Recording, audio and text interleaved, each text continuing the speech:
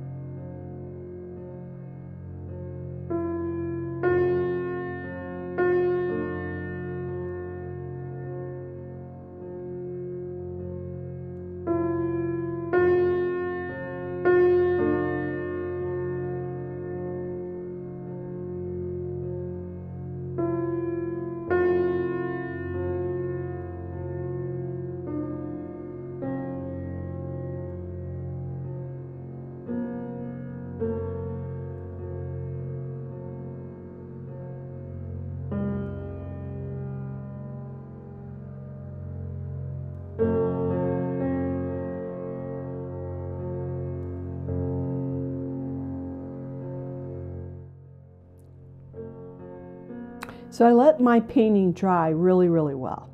And then I'm going to add in another layer of paint. Now these colors that I have up at the top on the left, it's going to be Aurelion again, but it's got the scarlet or the quinacridone gold mixed in.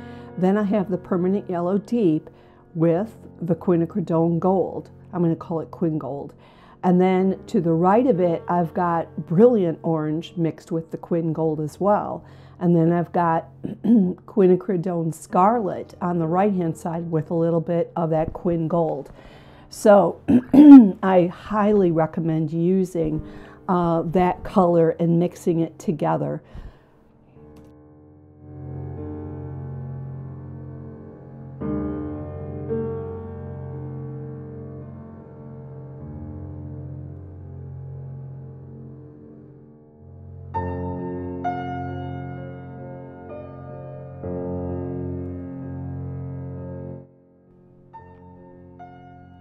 Use a little yellow ochre up on the stem just to lightly add in that stem, so you know just the basic colors, and then I would use a little bit of burnt umber in there to do a little bit of detail.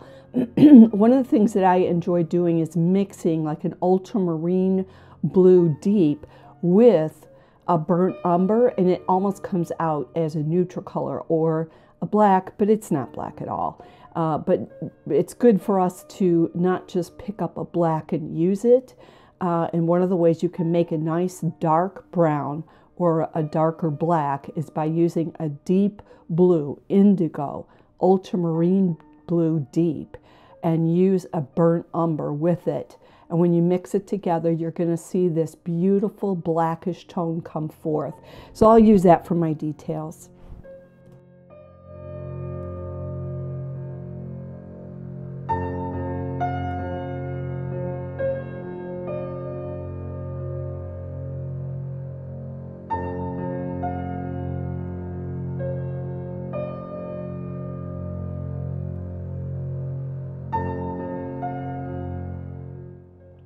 I'm going to add a little bit of texture to the surface of the pumpkin, and I have used a tiny bit of brown up there on the right hand panel of my palette in with the oranges and the reds.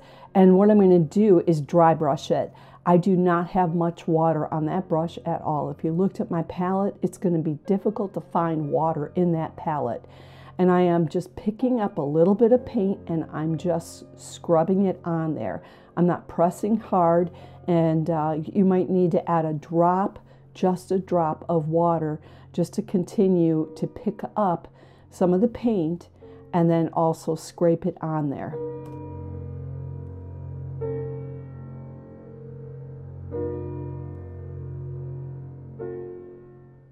For my background, I'm going to work wet on wet right now. I would have let that painting dry really well with the pumpkin. That means about 30 minutes, or take a hairdryer to it. An hour is even better. You could take a hairdryer and do that as well. But what I'm doing is adding in some sap green and some of that Aurelion, and I've got a leaf green in there as well. And I'm just going to let this blend on its own. And if I've got wet on wet, basically there's a lot of water on that background.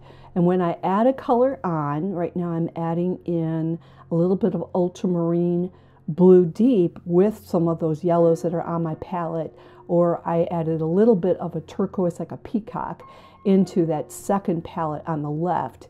And I'm just going to add the colors in there. I'm not worried about the pattern. All I'm going to do is add it until I feel like I like it. But I've got some darks, and I would add in some yellow ochres into this. That'll add some brown tones into it. I want it soft. You're going to see me grab a squirt bottle, and I'm going to squirt it. Why? Because it'll create a little bit of texture, and it'll help the paint blend as well. And I'm taking this all the way down to the bottom. You're going to see me turn this paper, turn it upside down, and I'm going to be adding in some of that blue tone as I move towards the bottom.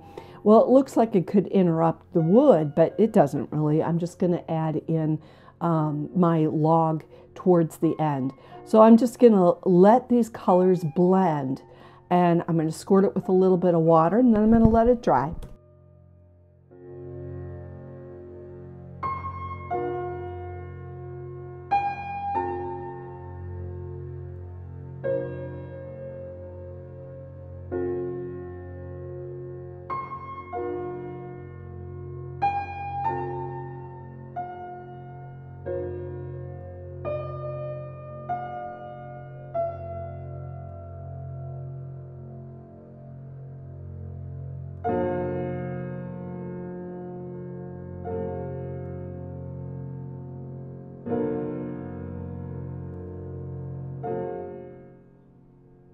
This background is a little bit damp right now. You can see some of the sheen coming from the light in the room, and I'm taking a dry flat brush. This is a brush I use like as a shader or where I'm trying to lift up paint.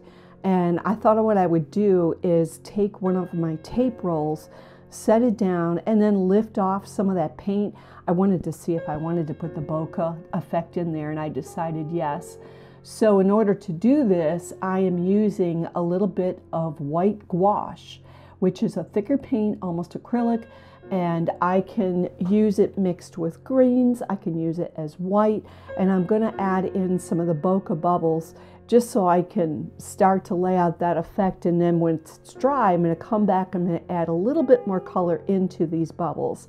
And I'm just looking at my reference photo, deciding where I want to put them and layering that down.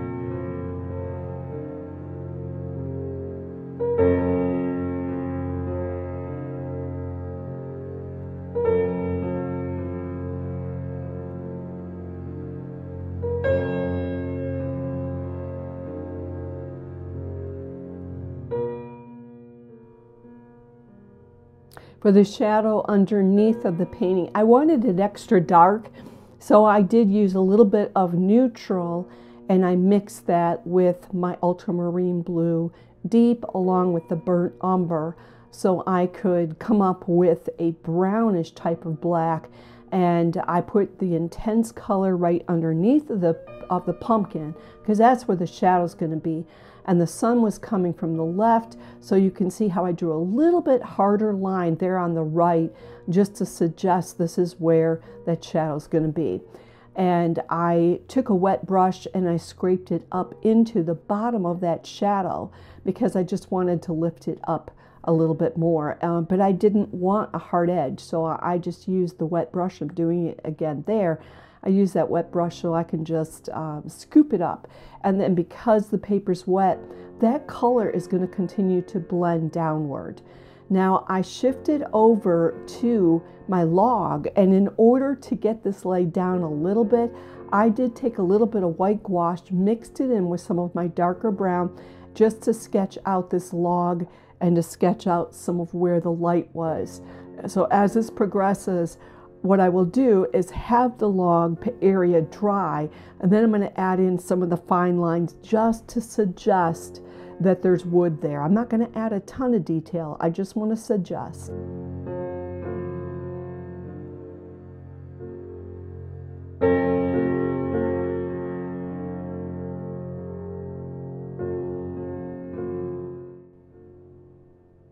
I let my painting dry overnight and I let it sit out for me. So first thing in the morning, I can get up, take a look at it, and ask myself, what does it need? I said shadows, and if I'm going to add shadows at the bottom of the pumpkin, there's going to have to be a little bit of darkness that goes right towards the very bottom, but then it's going to have to break more into the orange. So I am using that gold color and mixing it up with some of my oranges so I can get some vibrancy. And I do have a little bit of Quin Scarlet on my palette as well. But if you take a look at my palette real quick, if you go from the left, there's that bright yellow, and you go over 1, 2, 3, 4. The fourth little square looks very dark, but it's not. That's actually the Quin Gold that I keep telling you about. So hopefully you'll try it. You'll have a link for that paint color down in the bottom, but watercolors are just so amazing, and it's so much fun to mix them. And if you want to know the prettiest orange I think I've ever seen, I would do it with Opera Pink with Gamboge. That's what I would use to create the most vibrant, juiciest orange I've ever seen. So it's not what came out of the tube, but it's what I played with and came up with on my own. So, and you know how I figured that one out? I made myself a watercolor chart. That's how I did it. This palette that you see in my video, I actually have a color chart for. So I've got every color on there in this little chart, and I could do it two ways. I can put the color that is right in there, and I just create two, whatever I need. Like there's probably 20 slots in there, and I create the 20 slots, I fill them in, and that only has the colors that are in there. I can also do a watercolor mixing chart. Now I've got those on my YouTube channel. You could actually take a look and you would find like where I say, here's how to create these. But a watercolor mixing chart is going to help you to find like those incredible vibrant oranges that I came up with for myself.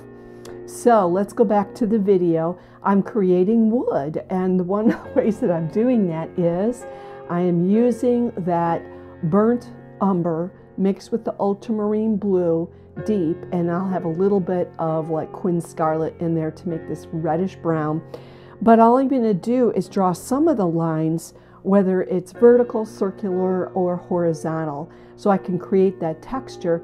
And then I did dry brushing, and I used dry brushing, which is a very dry paintbrush, a little bit of paint, and I scrape the paintbrush on top of this wood in order to create more texture. It's that simple.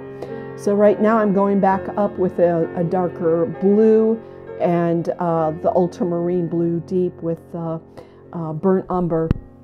I know I'm repeating myself here, but hey, those are good colors to mix and to create dark blacks with versus using black. So I created a little bit more detail within there, and then I wanted to go back in with some yellow ochre mixed with the white gouache, and I am going to brighten up those bubbles a little bit more, just a little bit, and paint a few more in. The other color that I used was compost green, which I do not use much, but I did today. I used compost green mixed with white gouache to create some of the green bubbles. So this is just about done. And there's that compost green mixed with that white gouache, and I'll just brighten up a few of the bubbles. This is just a very simple fall painting. I hope you enjoyed it. Please hit subscribe if you enjoyed this video, and hit like to let me know that you appreciated it.